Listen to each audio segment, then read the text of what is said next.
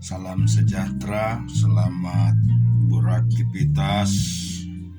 Biar kiranya hari ini berkat Tuhan berkelimpahan dan menolong kita semua. Amin. Kita baca firman Tuhan dan kita renungkan dari Wahyu pasal yang ke-9. Kita baca bersama-sama.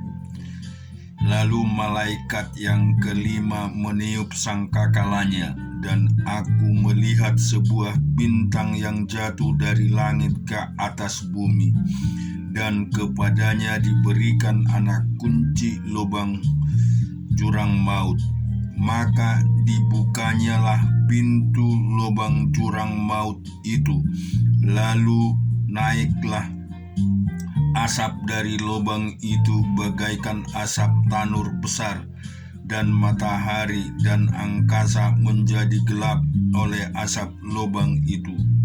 Dan dari asap itu berkeluaranlah belalang-belalang ke atas bumi, dan kepada mereka diberikan kuasa sama seperti kuasa kalajengking di bumi.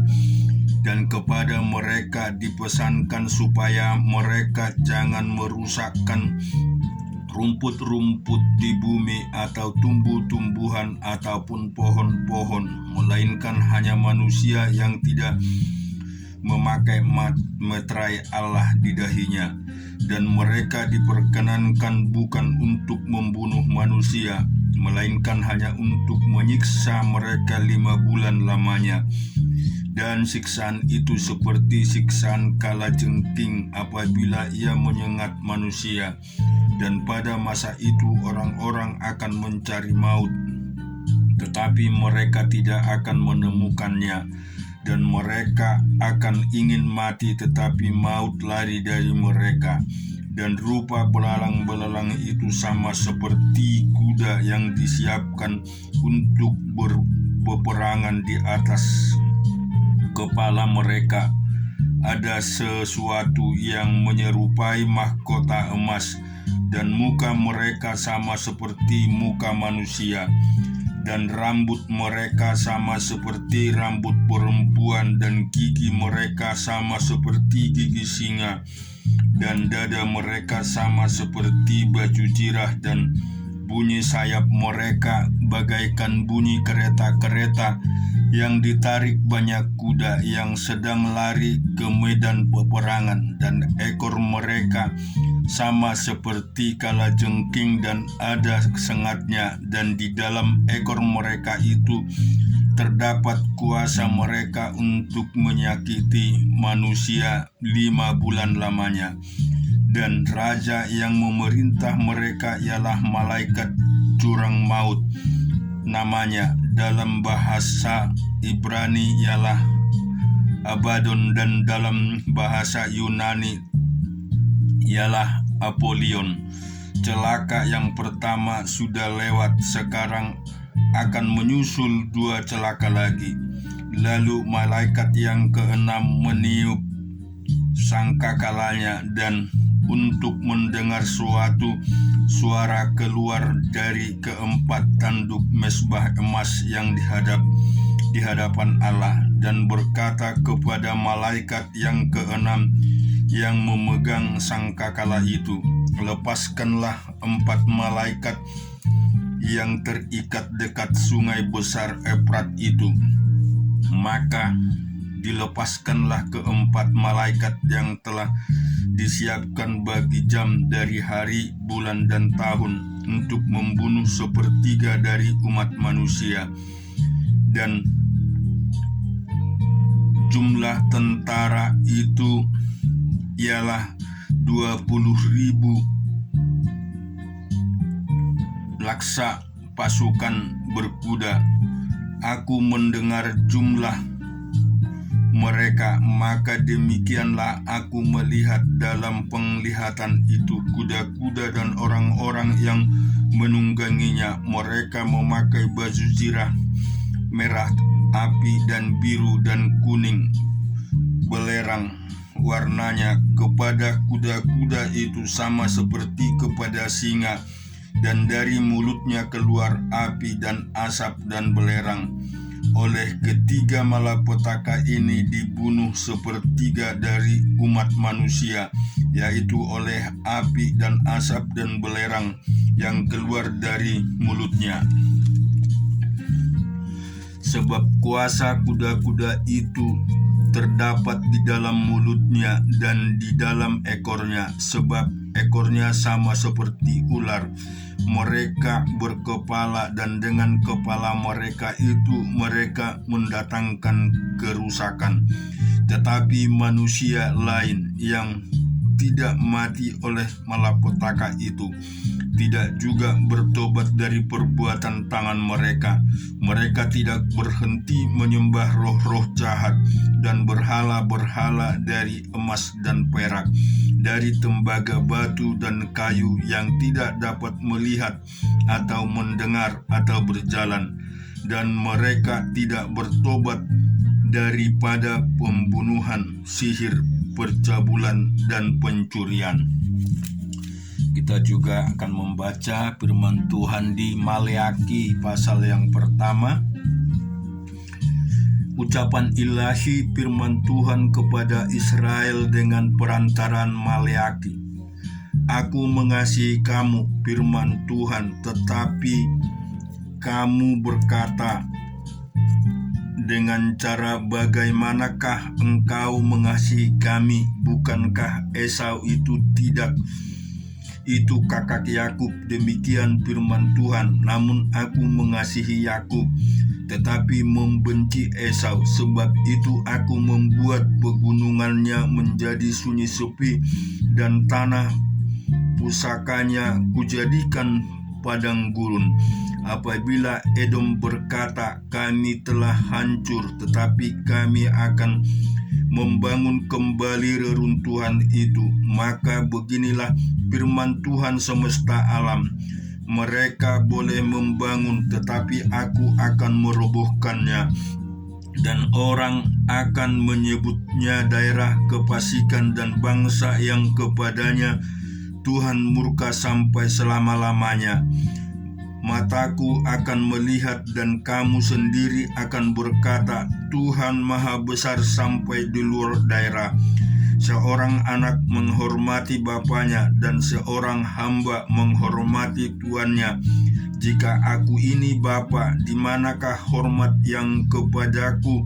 Manakah hormat yang kepadaku itu? Jika aku ini tuan, di manakah takut yang kepadaku itu?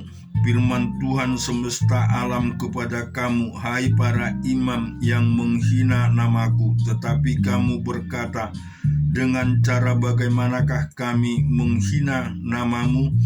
Kamu membawa roti cemar ke atas mezbahku, tetapi berkata, dengan cara bagaimanakah kami mencemarkannya? Dengan cara menyangka meja Tuhan boleh dihinakan. Apabila kamu membawa seekor binatang buta untuk dipersembahkan, tidakkah itu jahat? Apabila kamu membawa binatang yang timpang dan sakit, tidakkah itu jahat? Cobalah menyampaikannya kepada bupatimu. Apakah itu berkenan kepadamu? Apabila menyambut engkau dengan baik, firman Tuhan semesta alam, maka sekarang cobalah melunakkan hati Allah, supaya Ia mengasihi kita. Oleh tangan kamulah terjadi hal itu. Masakan Ia akan menyambut salah seorang daripadamu dengan baik? Firman Tuhan semesta alam. Sekiranya ada di antara kamu yang mau menutup pintu, supaya jangan kamu menyalakan api di mezbahku dengan percuma. Aku tidak suka kepada kamu, firman Tuhan semesta alam, dan aku tidak berkenan menerima persembahan dari tanganmu. Sebab dari terbitnya sampai kepada terbenamnya matahari, namaku besar di antara bangsa-bangsa, dan di setiap tempat dibakar dan dipersembahkan korban bagi namaku. dan juga korban sajian yang tahir, sebab namaku besar di antara bangsa-bangsa, firman Tuhan semesta alam. Tetapi kamu ini menajiskannya karena kamu menyangka meja Tuhan memang cemar dan makanan yang ada di situ boleh dihinakan. Kamu berkata, lihat alangkah susah payahnya dan kamu menyusahkan aku, firman Tuhan semesta alam. Kamu membawa binatang yang dirampas, binatang yang timpang dan binatang yang sakit. Kamu membawanya sebagai persembahan. Akan berkenankah aku menerimanya dari tanganmu, firman Tuhan? Terkutuklah penipu yang mempunyai seekor binatang jantan di antara kawanan ternaknya yang dinasarkannya, tetapi ia mempersembahkan binatang yang cacat kepada Tuhan. Sebab aku ini raja yang besar, firman Tuhan semesta alam, dan namaku ditakuti di antara bangsa-bangsa. Kita juga akan membaca dan merenungkan di dalam Amos pasal yang ke-7. Inilah yang diperlihatkan Tuhan Allah kepadaku. Tampak ia membentuk kawanan belalang pada waktu rumput akhir mulai tumbuh, yaitu rumput akhir sesudah yang dipotong bagi raja.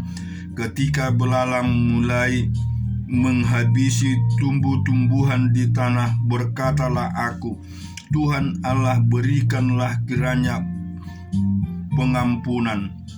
Bagaimanakah Yakub dapat bertahan? Bukankah ia kecil? Maka menyesallah Tuhan karena hal itu.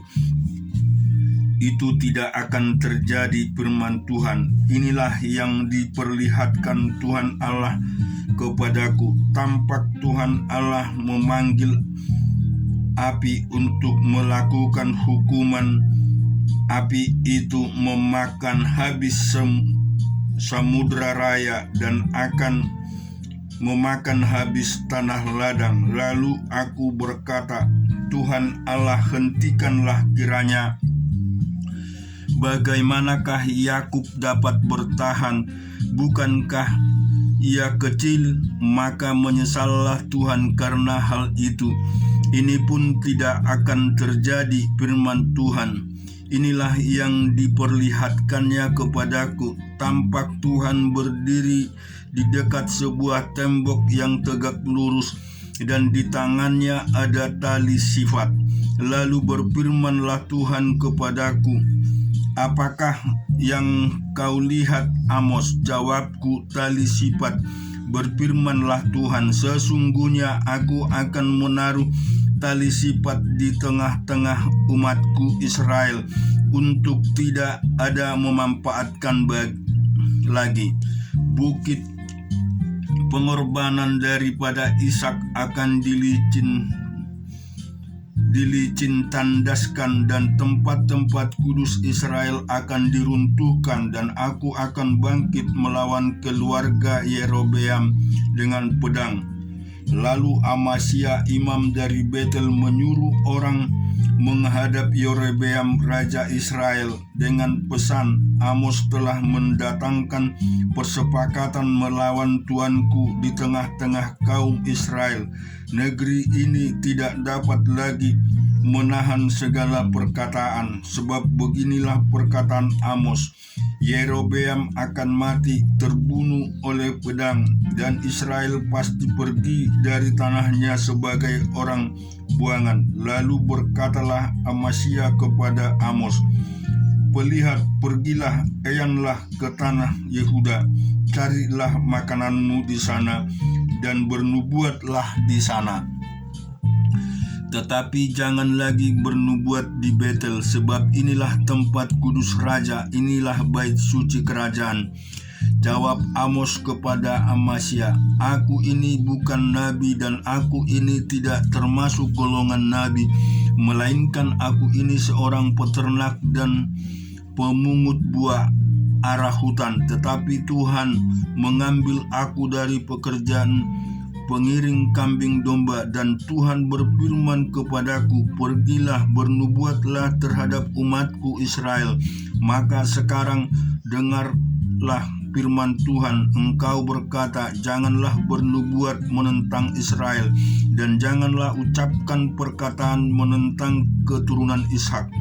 Sebab itu beginilah firman Tuhan, istrimu akan bersundal di kota, dan anak-anakmu laki-laki dan perempuan akan tewas oleh pedang. Tanganmu akan dibagi-bagikan dengan memakai tali pengukur, engkau sendiri akan mati di tanah yang najis, dan Israel pasti pergi dari tanahnya sebagai orang buangan. Kita juga akan membaca di dalam 1 Tawarik pasal yang ke-10.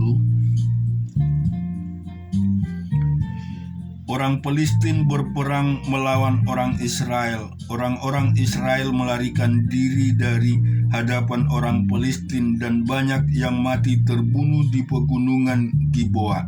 Orang Filistin terus mengejar Saul dan anak-anaknya dan menewaskan Yonatan, Abinadab, dan Meskisua, anak-anak Saul.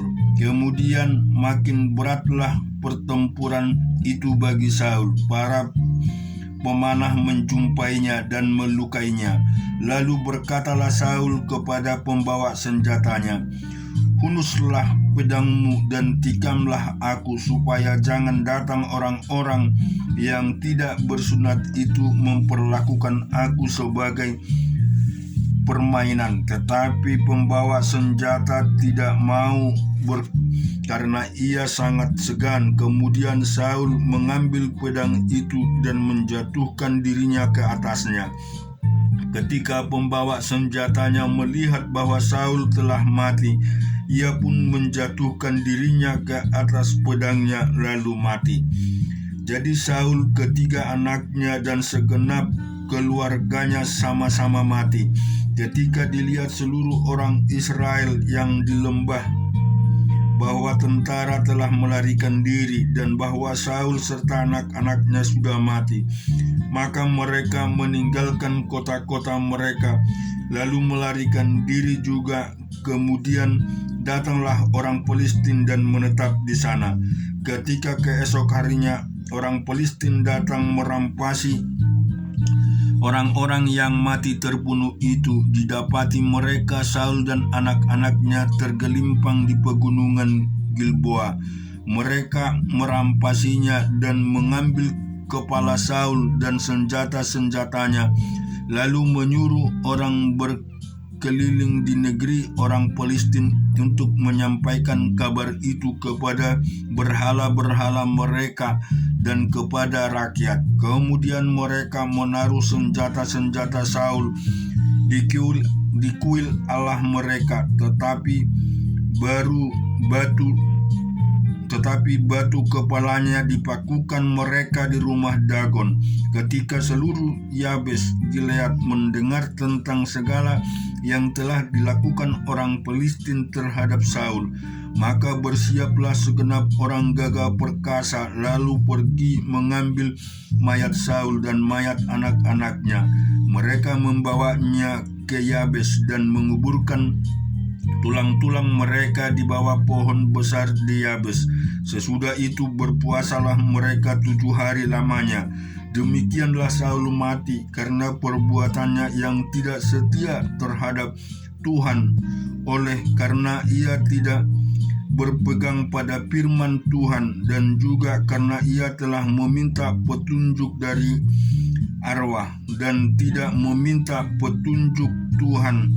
Sebab itu Tuhan membunuh dia dengan menyerahkan jabatan raja kepada Daud bin Isai. Puji Tuhan, kita telah membaca firman-Nya. Biarlah kiranya hari ini semakin berkat melimpah melalui kebenaran ini di hidup kita. Amin.